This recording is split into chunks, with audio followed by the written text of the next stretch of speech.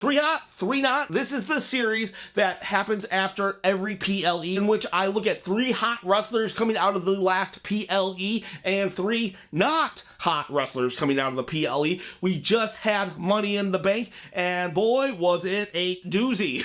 A lot of things happening there, and there's definitely three hot wrestlers. First, we're going to start off with Solo Sikoa, or as Samantha Irvin likes to say, Solo Sikoa.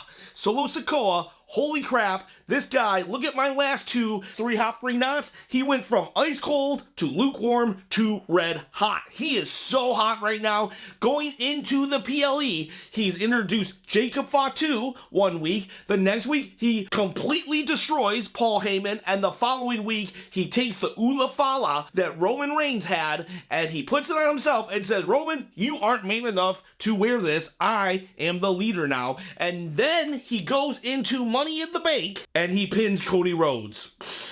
I'll tell you what, there was a time not too long ago where I was like, Solo's not doing it, and now I'm like, holy crap, where did this guy come from? Who is not hot, though? We will go with Jey Uso, a former member of the Bloodline. Jey Uso, what's going on with this dude? He has Yeet, right? He has Yeet. And that's about it. He was the poster boy for Money in the Bank. He announced himself in the crowd, I'm going to Money in the Bank. I love that you supported me. And then he loses, which is a reoccurring theme to main event Jey Uso. Loss after loss after loss just keeps piling up. There's still a lot of time to recover him, but he needs to get into a feud. Now, I am going to say this, though. I think a feud is a brewing with the Wyatt Six. I think Chad Gable is a red herring and Jey Uso is the actual target. And, well, we'll see. We'll see. He needs something, though. He needs something soon because Jey Uso is just... he's just there to yeet and win a match here or there unless it counts, because when it counts and the chips are down, Jey Uso's shoulders are down also for the 1, 2, 3. Jey Uso is cold right now. Number 2 is CM Punk. CM Punk was hot in the last PLE from Clash of the Castle also, and he was tied with Drew McIntyre. This time I'm only doing CM Punk because not only did he screw Drew McIntyre again and then have just a really good, I don't know, mean, aggressive look about him. He looks to be healed. He can start doing some in-ring physicality, but also his actions have brought on the ire of Seth Rollins. Seth Rollins is now in the feud. CM Punk has now become the center of two people's hatred. He's the gravitational pull in this triangle of just hatred right now, and so that makes CM Punk the hottest person within this feud. But don't get me wrong, Drew McIntyre, whoa, he's right up there. So is Seth Rollins now, or he's climbing up. But I would say of the three, who's the hottest? It's CM Punk. Now we go to the number 2 coldest person. He's actually the coldest person in WWE right now. That's Tonga Loa. Tonga Loa is surprising because he's in the Bloodline, and I had nothing but praise for Solo Sikoa. But yeah, Tonga Loa is falling really down the card and forgotten about because Jacob Fatu has been introduced and he overshadowed everybody. Then Solo Sikoa stood up, right? Now, Tonga Loa is just a background player now. He just stands there. He is a senior member of the Bloodline in that he was there before Jacob Fatu. He actually has in-ring chemistry from his days as the Gorillas of Destiny in New Japan with Tama Tonga, and yet he's so unimpressive that they left him off the PLE 6-man match. Now, somebody had to be left off, so okay, let's leave him off. But, I don't know, when he had his opportunity to do a move, the low blow, he botched it. He hit Kevin Owens, in the butt.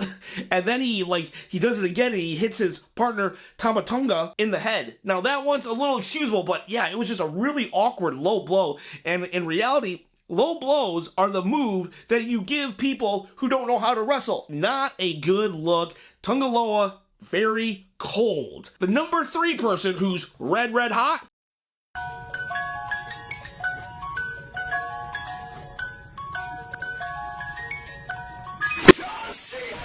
Yeah, John Cena, he retired. Yeah, at the PLE, he just straight up said, I'm done, I retire. Well, not really done. 2025 is going to be the year of Cena, the retirement tour, the bucket list year of John Cena, and we get it for one more year. Very sad, very sad. I've already done like a short saying that I was there at WrestleMania 23 saying, Cena sucks, and now I'm definitely on the Let's Go Cena team, and yeah, it's mixed feelings. John Cena wasn't always my favorite, but I have so much respect for him. In fact, please go watch my 10 things Cena must do before he retires video. But yeah, John Cena, red hot right now. He made a huge buzz, a huge splash. Everybody's talking about it. And yeah, 2025, the year of John Cena's retirement. So John Cena, red hot right now. And our number 3 person who is not hot, that's going to be Damian Priest. Whew, I was torn on putting Damian Priest on here, but I feel I just gotta, because he really, honestly, he botched that pin attempt. In his match, Seth Rollins does a Falcon Arrow, and 1, 2, he doesn't kick out. The referee stops it, and yeah, it sucks. It really does. It was an honest human mistake. But at the same time, I never saw Austin do that. I never saw Cena do that. I never saw Dean Ambrose do that. Or it's just, it is what it is. It was a mistake. I want to say overall, in the big picture, I'm not holding it against him. But in this video, I am holding it against him. You're the champion. You're the flag bearer. You gotta do better. And unfortunately, the timing comes off of 2 PLEs in a row where there was a botch, because on Clash of the Castle, he actually fell off the ring ropes, and it was a very nasty, scary botch. But if you look at my video last month, I've actually praised him on how he got through that. And in reality, he did a great job getting through that botch, and that was no mistake of his own. But this one, definitely his fault. And it sucks because Triple H in the press conference actually even said that no matter what happens, everyone's going to think about that botch. No matter how great the match was,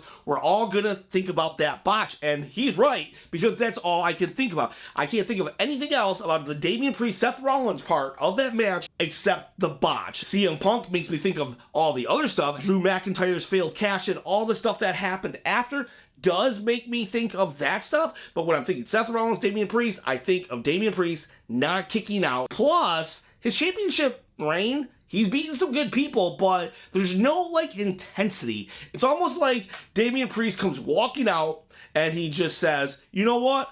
I'm the champion. You guys got to deal with it. And they're like, yo, you got it by nefarious means. And he's like, hey, that's just how the game is played. I'm the champion. You gotta deal with it. You want some? Come get some. And he doesn't turn people away, but he's still not feeling very strong. And yeah, I'm just ready for the Damian Priest experiment to be done with right now. Let Finn cost him the title against Gunther so they can have a huge blood feud, because that's what Damian Priest needs. He needs a huge blood feud. Maybe that will get him ready, because I definitely want to see him with a second title reign. And Triple H has also said this, that you're never really prepared for your first title reign. It's not until your second that you're really comfortable being champion. And maybe that's the case very much so for Damian Priest. Right now, let's give it to Gunther at SummerSlam. So Damian Priest, unfortunately, on my not list, but I think that's more, just a human error. Hey, I'm just a YouTuber with 3,000 subscribers, so not that big of a deal to be on my not list. And that's your 3 hot, 3 not. I will say this, if there weren't so many red hot people coming out of the PLE Money in the Bank, then I would have probably put Rhea Ripley and Dominic Mysterio and even Joe Hendry. I believe in Joe Hendry. Say his name and he appears. I would have even put those on this list because those guys are making some waves as well, but they didn't actually happen at the PLE, and there was just a lot going on. Because sometimes I will dip into the Raw after, because I don't usually film this video until like Tuesday or Wednesday. But regardless, John Cena, Solo Sikoa, and CM Punk just so red hot right now that I had to just stick with the PLE Money in the Bank. And guys, girls, I hope you comment below. Who do you think is hot? Who do you think is not? Why did I do that? I was like, comment below, and then I point behind my back. It's because you can win a championship. Once you comment, I'm going to give a championship away at 10,000 subscribers, and by commenting, that's how I'm picking the winner. So, guys, girls, you have a great day.